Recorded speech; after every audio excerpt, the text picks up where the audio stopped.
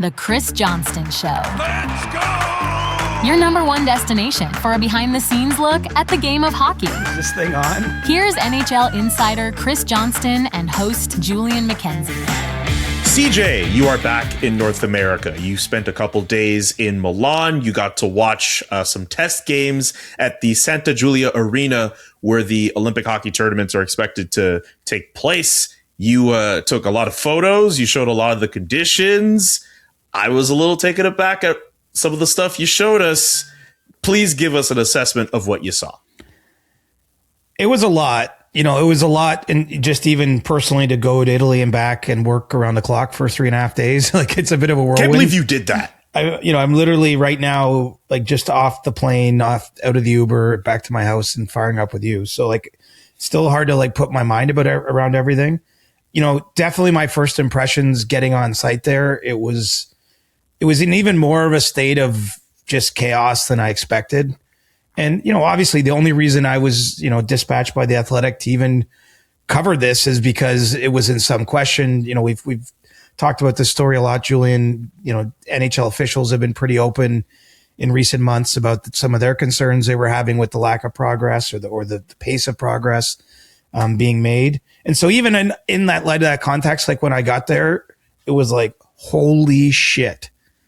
Like, they are having the world's best hockey tournament in this building starting in 3 to 4 weeks. Now, as time went along and I came to understand what was going on more, grew maybe a little bit more perspective for, I think, what they can still do. I should mention that Hockey Canada had some officials on the ground as well. And in speaking with Scott Salmon, I mean, he was sounding a pretty optimistic note, not ignoring the things that weren't done or the fact that there was building materials literally everywhere and anywhere. But I think, when you saw the bowl itself and the ice, and I'm sure we'll get to the ice, but, you saw that they have what they need to host the event. As much as I could go on and on about all the little details of the arena, I think most of the people listening to this podcast aren't going to go as fans, right? I mean, the biggest interest in this story isn't on the ground. It's, can we watch these games on TV? That's the way most people in North America will experience both the men's and women's hockey tournaments. So, they have made significant strides inside the arena bowl itself.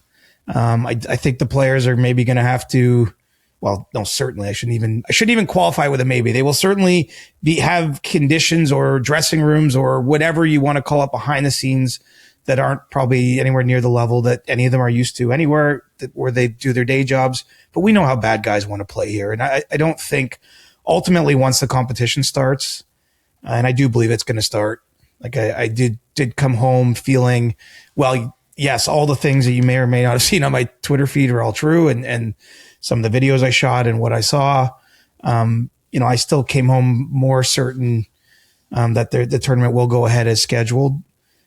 So it was a real mixed bag, right? I mean, I'm seeing some things that feel good about it. I saw some things that I was literally not exaggerating, eye popping. The fact that the permanent dressing rooms where the teams will be housed, where effectively most of them haven't been started, let alone finished. They're building 14 dressing rooms, or they're supposed to. That's, it's not a small undertaking, right? I mean, they're large rooms meant to accommodate 25 players, a coach's room, equipment and medical staff and the whole bit, with bathrooms and showers and, there's a lot of work still to be done, and that's happening in a structure beside the arena.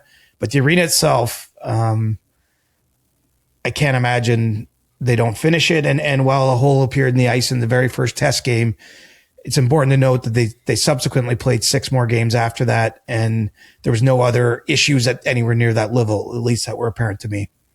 Giant hole, small hole. Can you give us a good size? It's a joke. I'm sorry. Yeah, it's okay. You can look, I've published a photo in my most recent article in The Athletic with what I saw.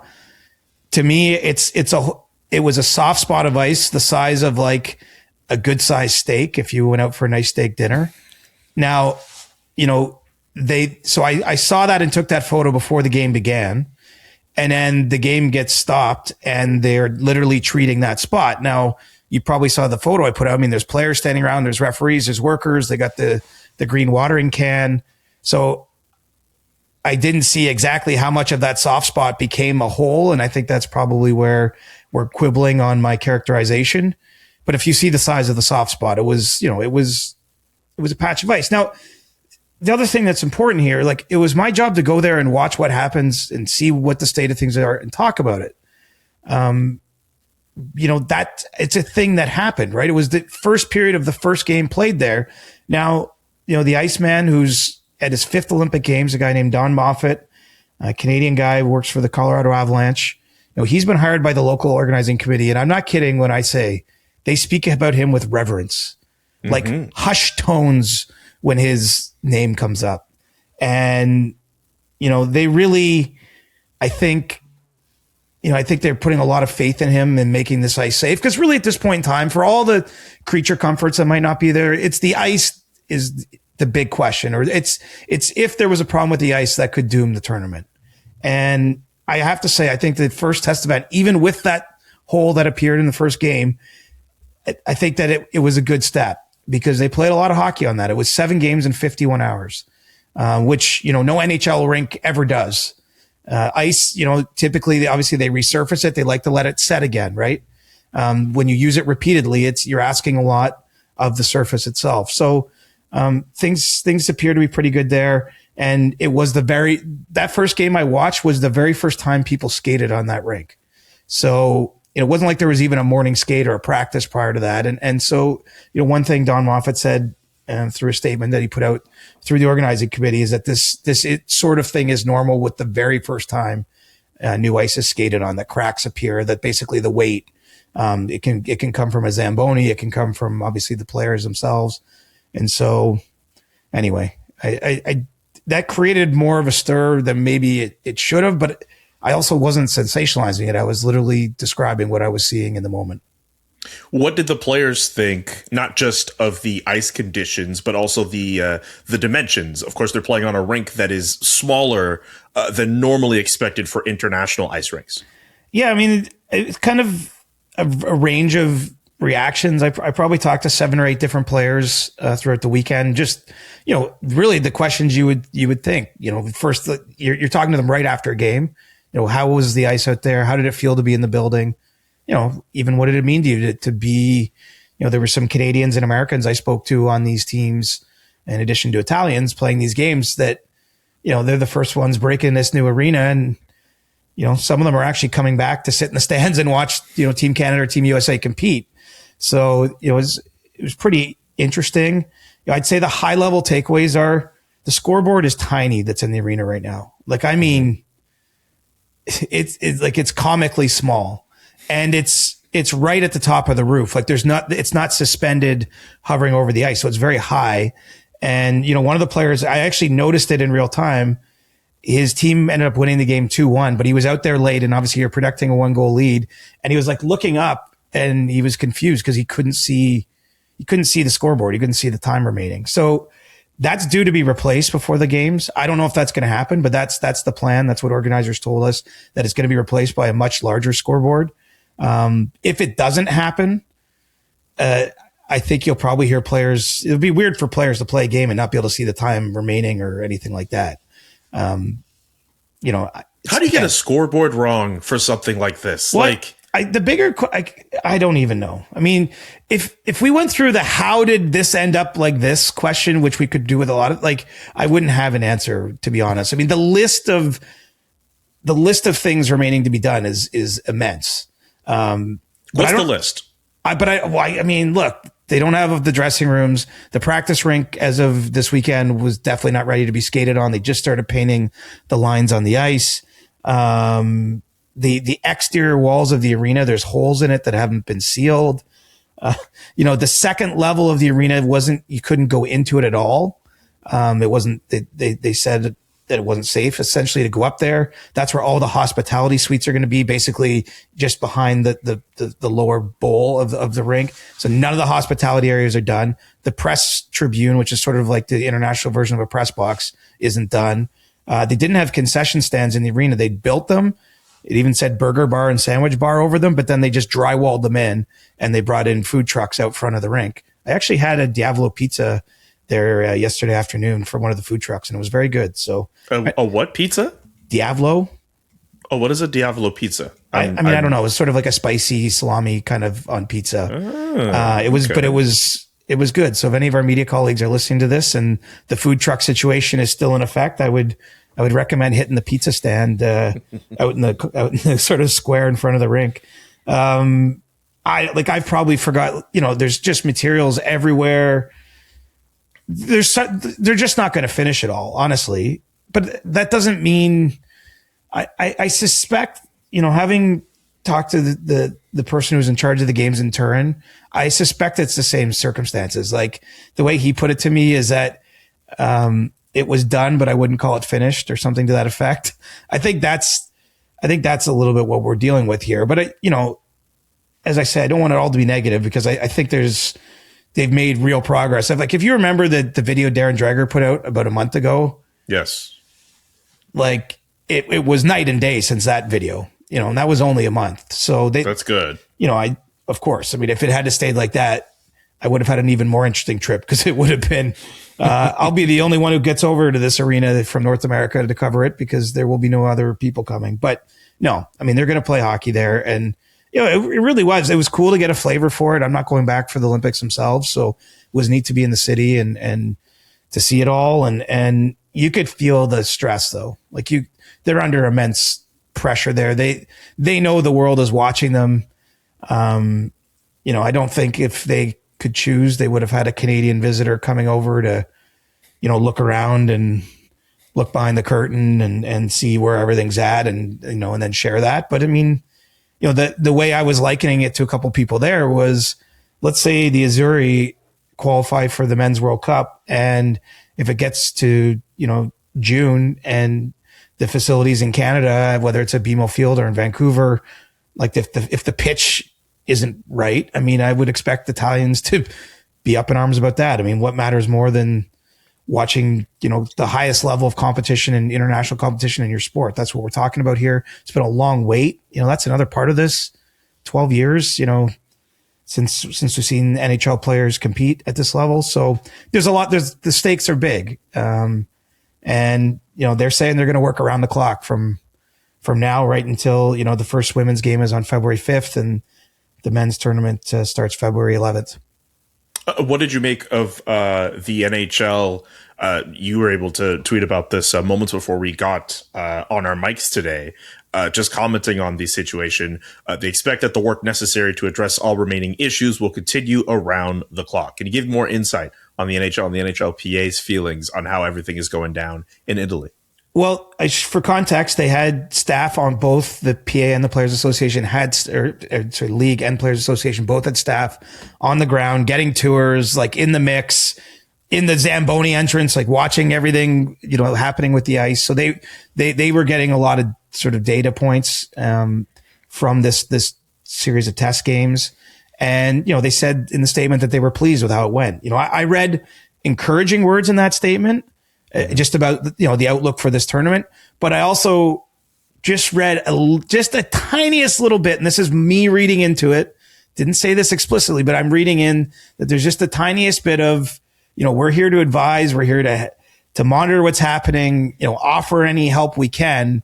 But it's still ultimately up to the construction workers, the local organizing committee, the International Ice Hockey Federation, and the International Olympic Committee. All those people are in various ways responsible for getting the venue ready and safe and up to the standard needed by the world's best players. So I still got a sense of, we're encouraged. This was an important sort of step along the way to this journey. We expect that the work's going to continue around the clock. They can't promise that. It's not their job. And we expect that the venue essentially will be completed in a manner that allows the tournament to happen. But they didn't come out and expressly say it's 100% happening because the building's not done. That's just the truth. If I showed up there on Friday night and, call it, I don't know how many accredited reporters were there, but 30, 40, 50, and most of them obviously local in Italy. When we all showed up there, if that was the first day of the Olympics, they weren't ready. They could not have staged the Olympic an Olympic game that night. Now, for a test event, it was fine. And honestly, you do expect glitches during these test events. They just usually happen way before the start of the games, right? Like if this was a year out and I said a hole appeared in the ice, I wouldn't even, like, nobody would even blink, because you would be like, okay, I mean, they got a year, like they're working through some things. This is a brand new building. There's a lot of, parts that go into doing this. The reason this was under the spotlight is because we're so close to the start of the games themselves. There's not a lot of margin for error if things truly went wrong. So, the way I read the statement is they're cautiously optimistic, and they're going to just keep seeing how things progress on the ground. And there's no reason to think the tournament won't happen, but it's the building's not done, like not even close. So there's a lot of things that still need to happen between now and next month. Anything else you'd like to mention from your Milan excursion that I didn't ask you, or anything else we need to get to before I go through some more NHL news and notes? I would just say that the city itself is going to be really cool for the Olympics. It's a really nice old European city. I'm sure lots of people visited there. Very popular tourist destination. But, it was cool to be on the ground to, walk through the city center to see the Duomo, the big church, and the castle. I'm not a shopper, but you can shop to your heart's content. Like, I think, I do think that the NHL players and their families and friends that go over are going to have a great time. Really the only thing we're questioning is the venue's preparedness, right? It's nothing else about the situation is alarming. There's great hotels everywhere. The athletes village is very centrally located. Like I think it's going to be a cool tournament once they get going. And a lot of Olympics over the years have logistical challenges. I think pretty much everyone does.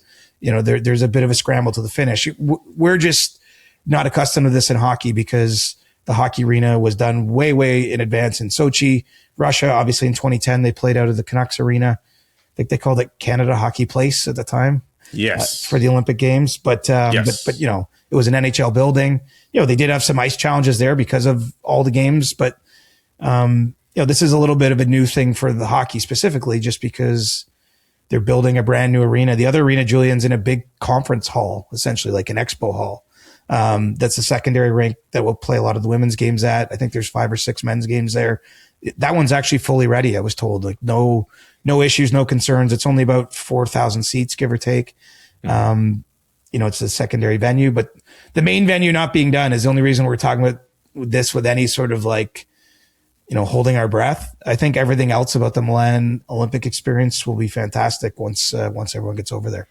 Sounds good. And great work on reporting on everything going on while you were in Milan. We really construction beat. That's a new one for me. I have to say too, it was kind of it was a cool assignment. I mean, I felt a little, I showed up to like basically someone's house to tell them about the things that their renovation's not going well. Right. So like, it wasn't socially, it wasn't entirely comfortable, but it was a really interesting assignment and unique opportunity. Something like I've had a really like amazing career that I'm proud of, that I am so grateful for all the experiences, but this was a new one, and I don't always get new things right at this stage. Yeah. So I have to say it was cool. The Athletic really wanted me there, and I actually banked a few stories that we can roll out during the games too. So it was a productive trip. Looking forward to those stories as well. All right, let's get to the rest of our rundown, and we begin in Columbus.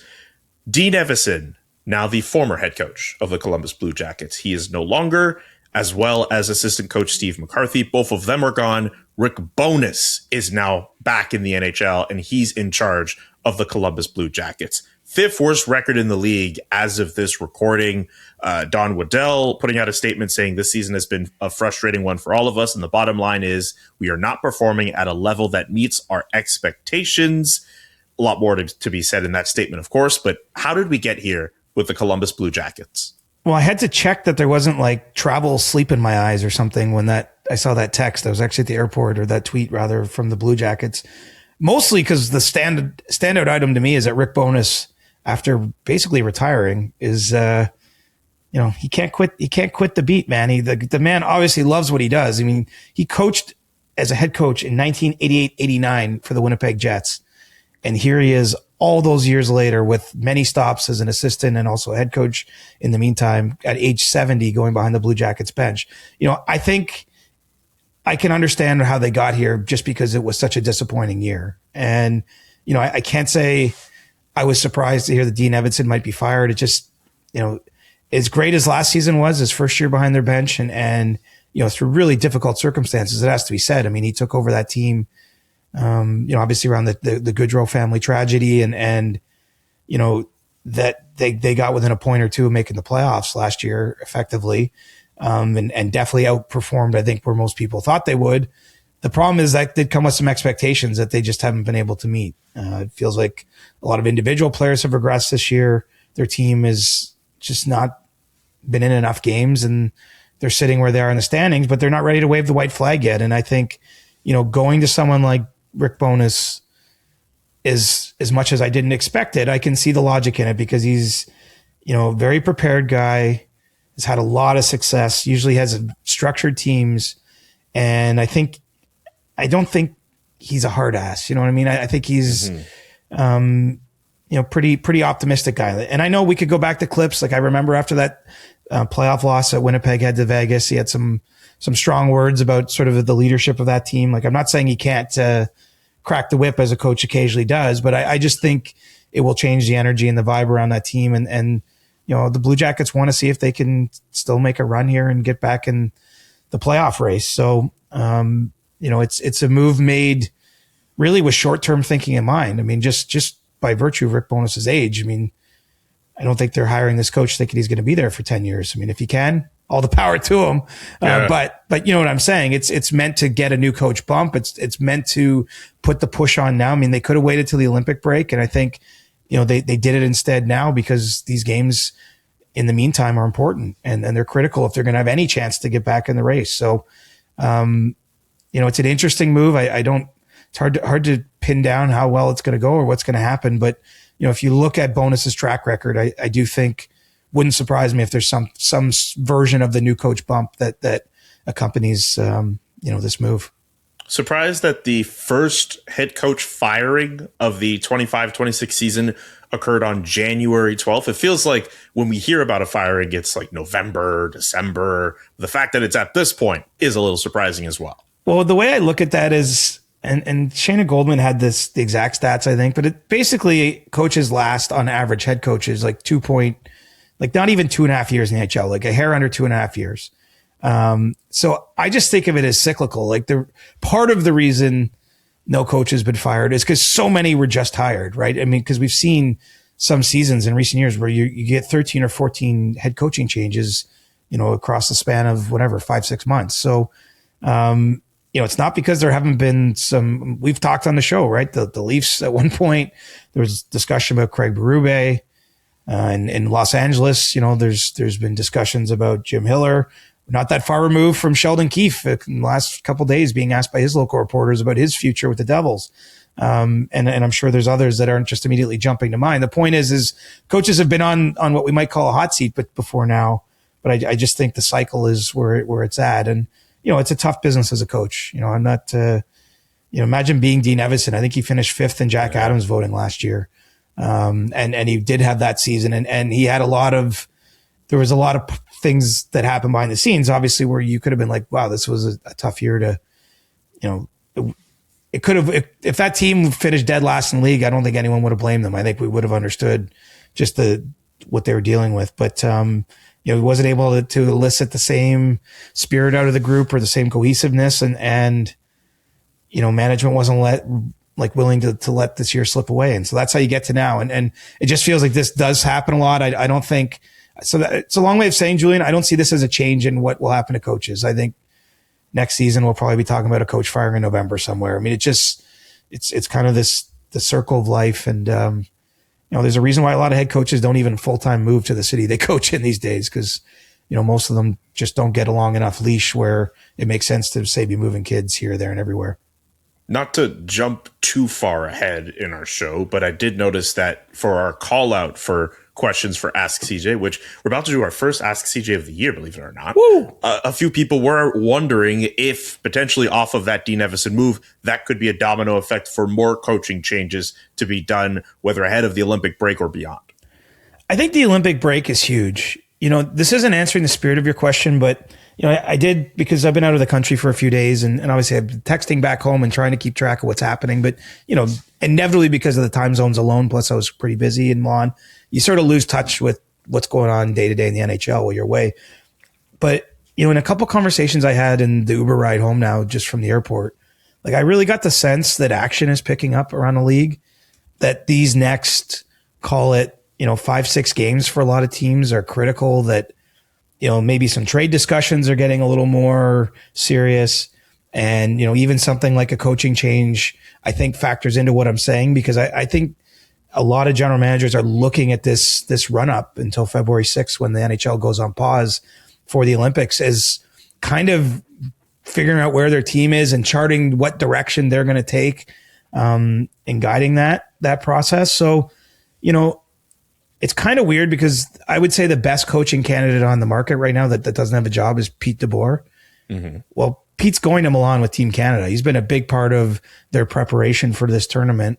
I'm not going to speak for him, and I haven't asked him, but it would be hard to imagine him wanting to take a job right now just to say. I'm not saying anyone's offering one, and so there might not be things that happen until after the Olympic break or something like that. But I just think there's definitely a push on right now. I'm sensing like a lot more urgency to some of the conversations I just had about, trade targets and things, that, where conversations are at. So we are moving into a busy stretch. I think what will be a busy stretch of schedule. And so that could include coach changes, but I think it also will see some trade activity. We've had a few trades since the holiday break, and I think it might even pick up a little bit here heading into the Olympics. Okay.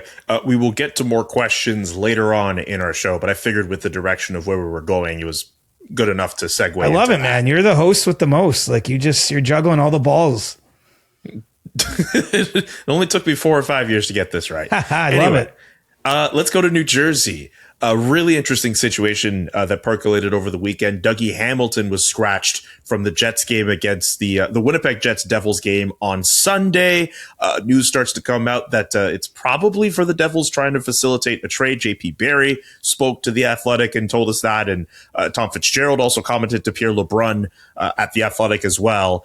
And then on Monday, Sheldon Keefe announces Dougie Hamilton right back in the lineup. Very interesting times for the New Jersey Devils, who fans are on a panic. They're on edge right now with this team. It is absolutely not going the way anyone thought. But what's your insight on Dougie Hamilton, his availability, and maybe some teams that might make sense? Well, it's not news that he's available, but it seems like, again, it's almost piggybacking off my last comment. I just think things are getting more real, right? And part of that's that the Devils have been losing. I mean, they had that 9-0 loss still fresh in people's minds, plus a few others here of late.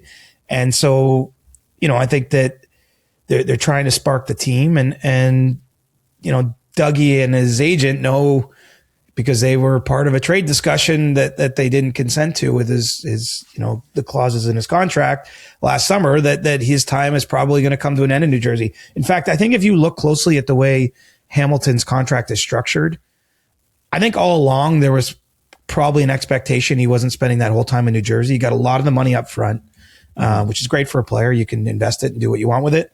It makes it, so that buyouts and things like that are even more favorable. And also it means that you're more tradable at the end in the final years, because while your cap hit might be large, the actual money owing in some cases is what's most important to teams. So, where we're at now is, my understanding is the Devils are doing what they can to move one of or both of Dougie Hamilton and Andre Palat, who has seen his own performance, fall. They're both were free agent signings by the Devils when the Devils were starting to turn around, right? Starting to turn a corner. They brought in veterans on pretty big money deals, and we're getting to the end of those deals, and the veterans aren't performing like they once did. I mean, everything about this is normal. What isn't normal, I suppose, is it's, getting a little public, the way things happen over the weekend. And, it's a tough time to move money around the league. And so I just don't know where, it goes next, because, you're talking about moving pretty big money players who don't bring the same level of value. They're negative value players compared to what they're paid. And so those are tough trades to make. But I think, the priority in New Jersey is they need to shake things up. They need more cap flexibility. They do not have very much right now. And so that's really driving, the approach that Tom Fitzgerald and the Devils front office seems to be taking here, is just trying to free up space to make other moves. And, it feels like it probably has to come to a head in some way, shape, or form. But in saying that, I'll openly acknowledge that, a $9 million defenseman who isn't playing like a $9 million defenseman, I mean, that's a really tough commodity to move. I mean, Erik Karlsson was a tough player to move for the San Jose Sharks. Like, that stretched over years, and he, won a Norris Trophy in that time period. He had 100 points, right? Like, I'm just saying, and no one doubts, what Erik Karlsson can do, but just, it's a lot of money. It's a big transaction. We're talking about players that are getting into dicey ages, where I think you can expect, or at least anticipate, their performances might fall off more. So, interesting times in New Jersey. I don't know what's going to get them out of it, but right now, clearly they're looking for a new home for Hamilton and Plot in particular to shake things up. And both guys, I should mention, have been on the trade board. So it's not that it's new. I think what's happening now is it's bubbling to the surface a little bit more. I think this has been kind of going on beyond the scenes for a while.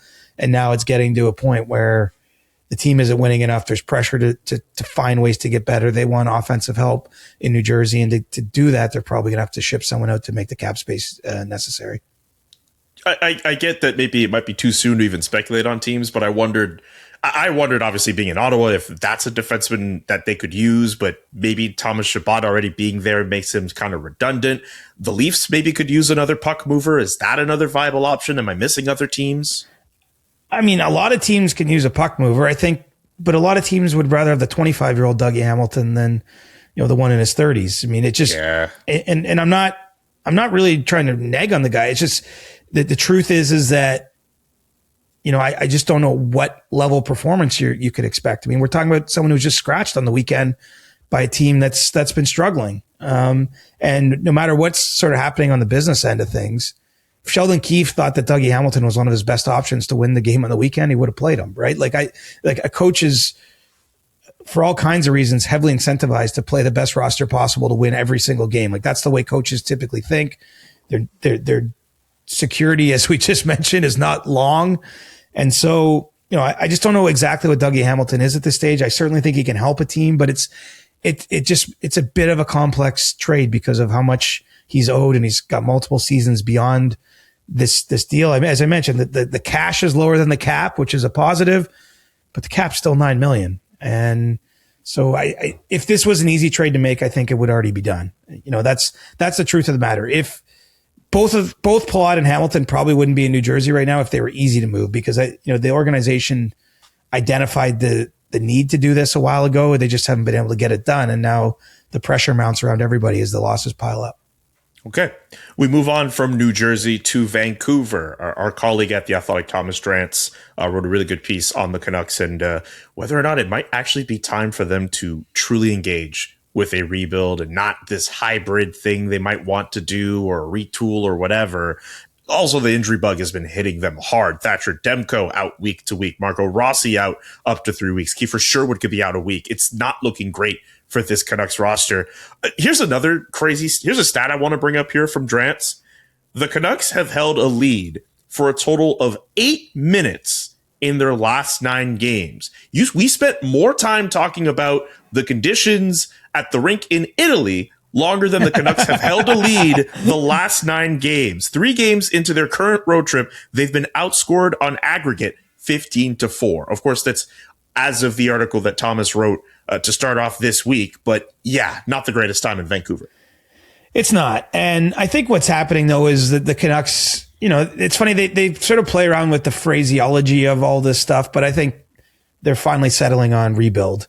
And so, there's been trade discussions around their veteran players, but I think they're expanded. In fact, someone like Connor Garland, who just signed an extension last summer, I'm hearing his name out there a fair bit now too. So Kiefer Sutherland. Well, man, I'm definitely Sherwood off a plane. It's not an episode 24, not yet. Kiefer Sherwood. That's an obvious player to move, just because he's a very attractive player to a lot of teams. He's probably at an age he's about to get paid a big contract, the biggest of his career, no doubt. And he's got tons of value, right? I mean, and if you're doing a rebuild, this is the easiest asset you could possibly have to sell. And if anything, like, I know they have received offers of a second round pick and a pretty good prospect for him and didn't take it. So like that tells you where the offer has to go to get it done. I mean, it's probably a first round pick and a prospect or something like that.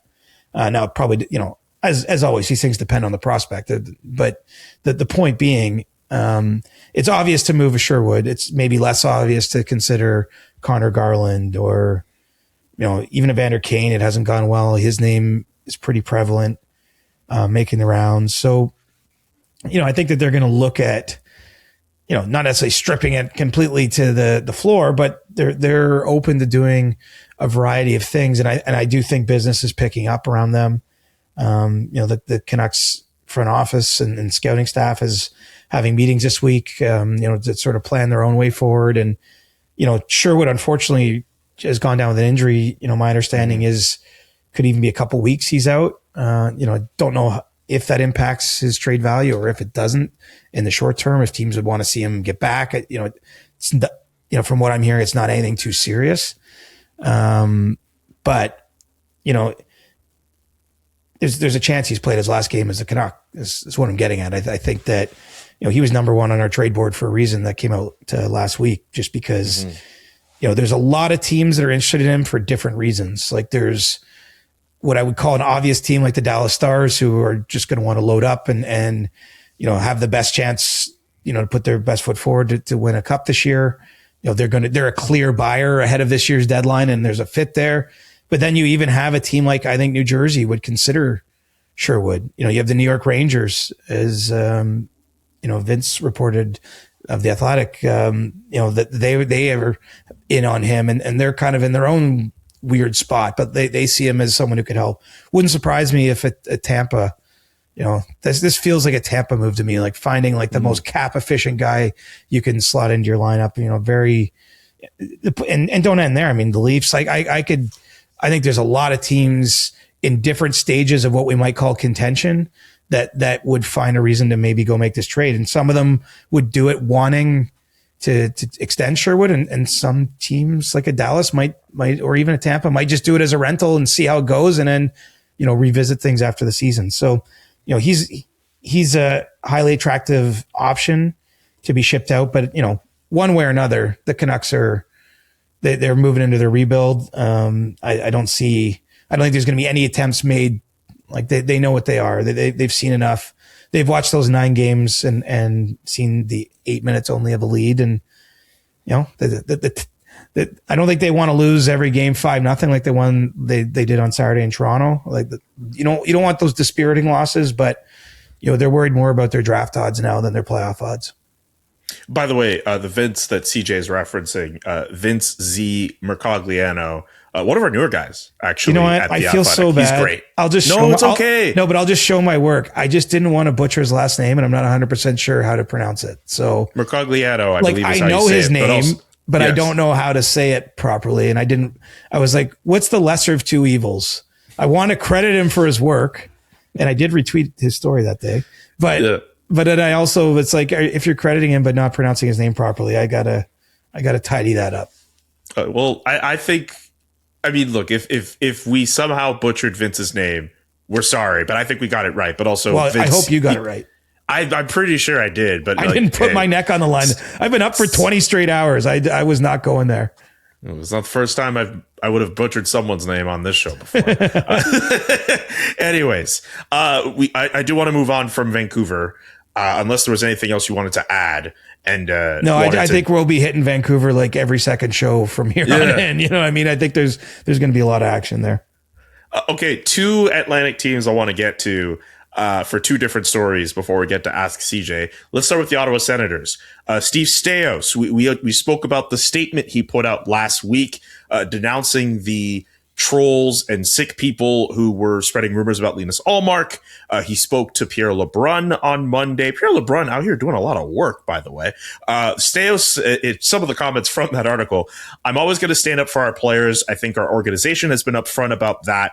I know my players appreciate that from the organization. I know I would as a player, especially when there's false accusations and false accusations, not just at any point in time, but when a player is going through a certain situations. We've seen some of the players over the last how many days, like Tim Stützle, speak out against it. David Perron spoke out against it, not to trigger the explicit rating, but Brady Tkachuk said it's pretty effing bullshit.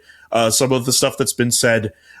Before I get to the James Reimer news, any thoughts on that interview from Steve Staios with Pierre LeBrun and some of the reaction that's come from that statement? Yeah, I don't even know what more to say, honestly. I mean, I'm sure you must feel the same. Like, you're there every day, and I know you're writing about it. And my head is spinning, dude. Yeah, like it's a full blown thing, right? And I do stand on the comments I made on our show on Tuesday, I guess it was. I fully, or Thursday or Friday, whatever. I don't know what day it is.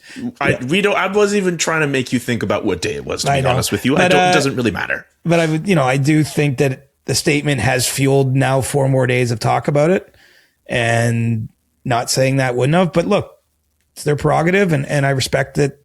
I do respect it's a tough thing that they want to protect their players, and now they probably feel even more under attack because lots of people have said versions of what I just said, but maybe even more harshly.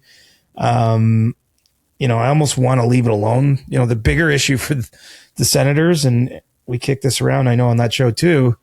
Like, can James Reimer still play? It's going to be interesting. That's a big question, man. He signed a 1-year deal. It was announced on Monday, had practice with the team, still exactly unsure. It's a Hail Mary, don't you feel like?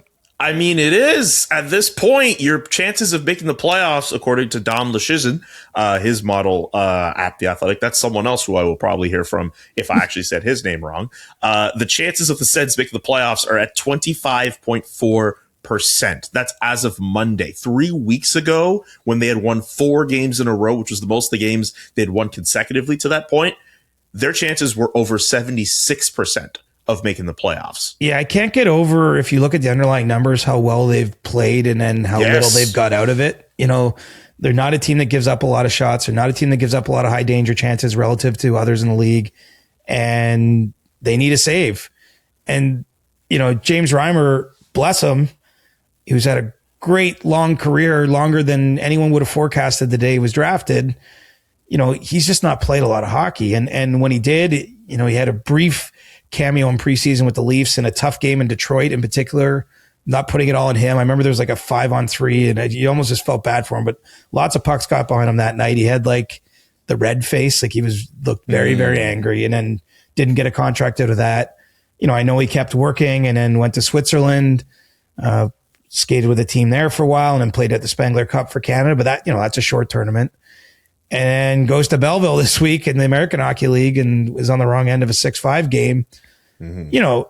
I'm not even gonna judge him on one game in the AHL. Like the point being, he just has not played a lot of hockey, so it's hard to know what to expect. And by the virtue, I guess if you're signing this kind of at this stage of the season and you're in James Reimer's skates and pads, like, it's always going to be somewhere where there's a bit of a critical issue, right? Like nobody plans to sign a goalie on January 12th that hasn't played an NHL game in almost, 9 months. So I'm fascinated to see how the experiment goes.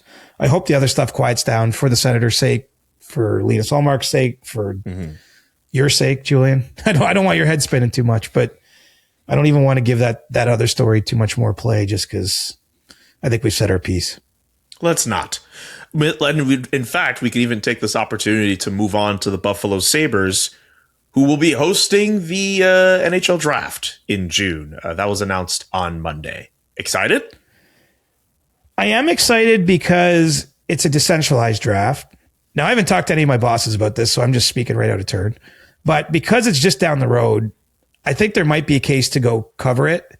Because, you don't get as much as we used to get at the old draft. Like I still think that everyone should still be there the way it used to be. I really did like that. I agree.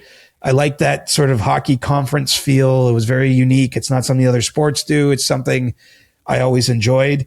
Last year the decentralized draft was held in Los Angeles. It didn't make sense for me to go there because, the GMs and everyone that typically are the people I'm most interested in at that draft in terms of doing my job weren't there. Now, because it's not too far from where I live, maybe I'll get a chance to go down and see it for myself. So that's kind of intriguing.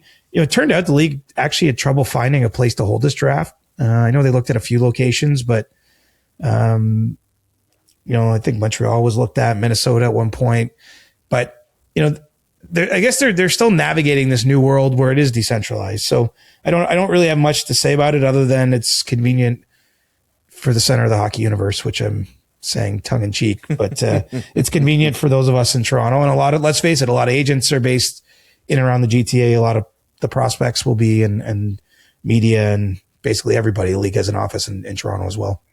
Man, just to your earlier point about the draft being the conference, the Lollapalooza for all the NHL people, I really enjoyed it when it was in Montreal and we all got to hang out. Nashville, same deal. Vegas, like for I remember me, you and I doing a live show in Nashville where I feel like you came straight from the bar, basically.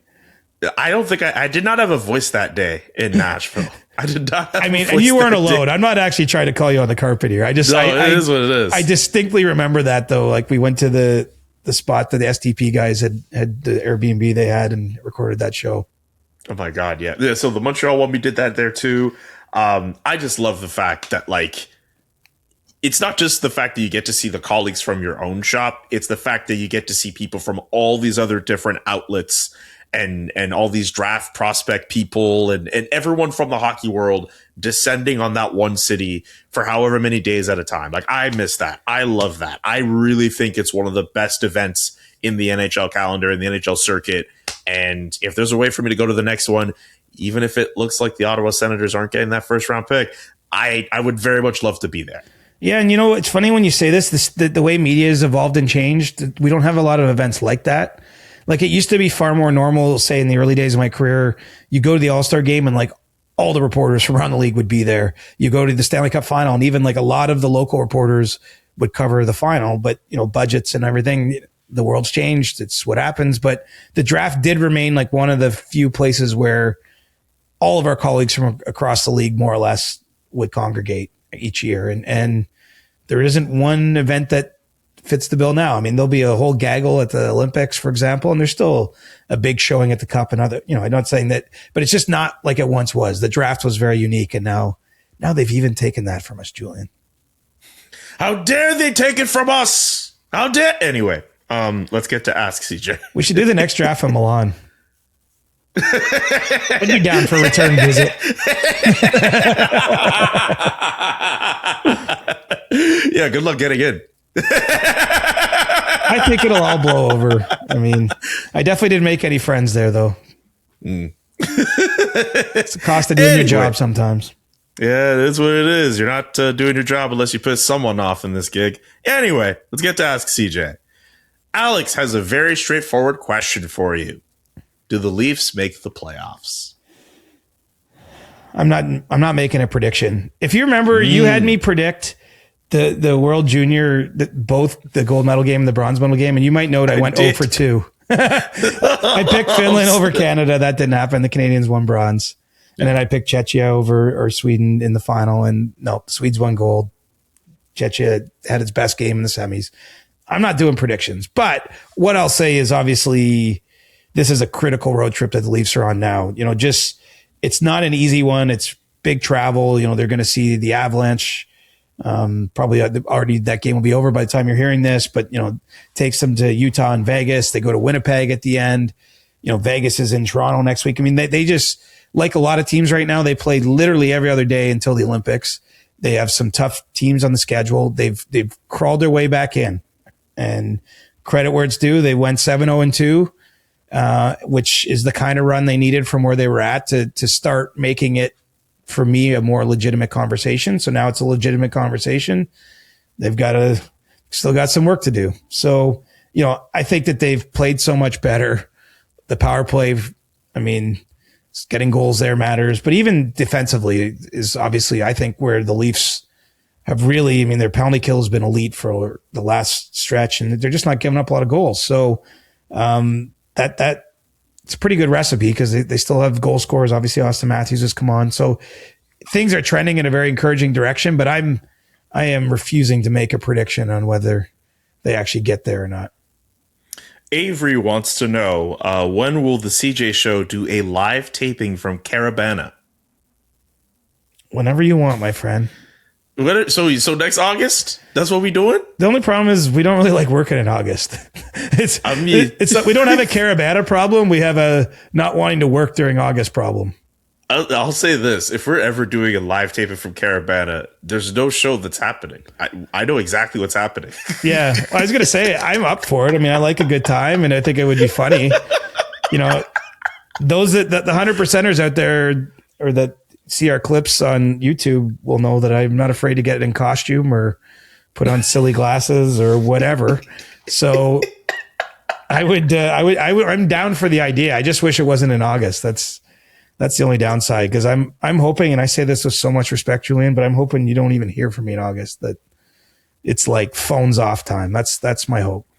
I think this year of all years, not only would I appreciate not hearing from you in August, I hope you don't have to hear from me in August. Yeah, I don't think I've actually, ever I want to hear from you, but I want to hear all the fun you're having. I don't want to be talking about hockey. You know, that's what I mean more specific. Yeah, that's what I mean by that too. I think this year of all the years, not just because of the show, just some other stuff I've been working on the last little bit, I need a vacation. Yeah. And I think I've earned that one for this summer. Dude, you earn it every summer. Life is too short.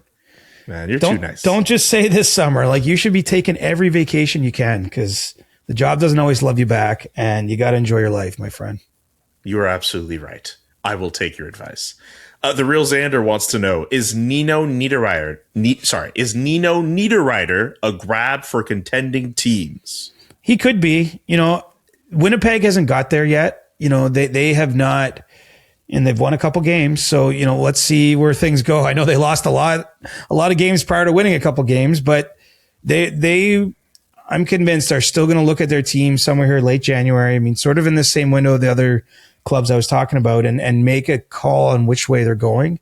If they veer into the sell, you know, guys like Niederreiter, I think, make some sense. And, you know, they do have pieces to move off of, but, you know, as long as they still feel competitive, as long as they think they're in the race, if they start winning games, you know, the calculus changes. I mean, I don't even know if there was a Leaf, maybe one Leaf Michelli on the latest trade board, but like, I had 3 Leafs at one point in the season. Then the Leafs started winning. You're much less likely to get traded when your team's doing well and you're part of that success. So that's I'm not skipping the question, because it's a fair one, but, you know, I don't think they know what direction they're going yet. So it's hard to say, you know, what that means for some of the veteran players that they would be putting in the marketplace if they did elect to sell. With Toronto's recent success, this is from Nylander for Hart. How high are the chances they are buyers at the deadline? Also, with the emergence in the Western Hockey League of Miroslav Holinka, do you think he's a potential trade piece? I don't know for other teams that he's viewed as like a top prospect. You know, to me, the Leafs' most likely prospect that they're buying with at this deadline is Ben Danford, who, you know, just competed for Canada at the World Junior Tournament.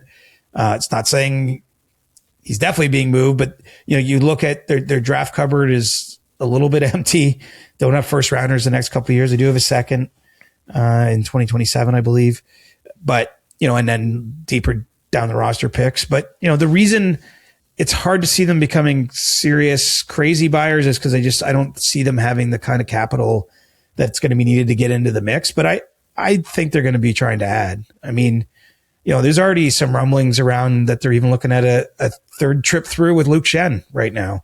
Wow. You know, which obviously at this stage of Luke's career, you know, I think that the acquisition cost would be more modest, and, you know, worked really well with him and Morgan Riley. So we'll see if that's something that comes to fruition. But, you know, certainly I've heard some talk in that direction. And I think, you know, it makes some sense with the injuries the Leafs have had on the blue line, and, you know, even familiarity with the player and the fact he's had success, you know, even not that long ago. So, you know, I think they'll be probably in a position where they're adding players, but I don't see them as big buyers just because I don't think that they have the cash that's needed to get that done. All right. CJ, you've done enough work, just generally speaking, and on this podcast today. I think we've done enough for the Monday edition of this, Monday, Tuesday version of the CJ show. You've done enough, sir. Thanks for bearing with us to our listeners. We've been kind of off with the timing, but that's all due to flights and time zones and all that stuff. Heaven forbid we try to get work done. Never feels like work doing this show with you, buddy. Thanks for carrying me today. It's okay. No worries. Every now and again, we got to have one of those like carry jobs happen. Sometimes it happens with you, with me. Anyway, we'll be back later this week with a brand new episode. Subscribe to the podcast if you haven't done so already. In peace. The Chris Johnston Show. Follow Chris on Twitter @ReporterChris and follow Julian @JKA McKenzie. The Chris Johnston Show.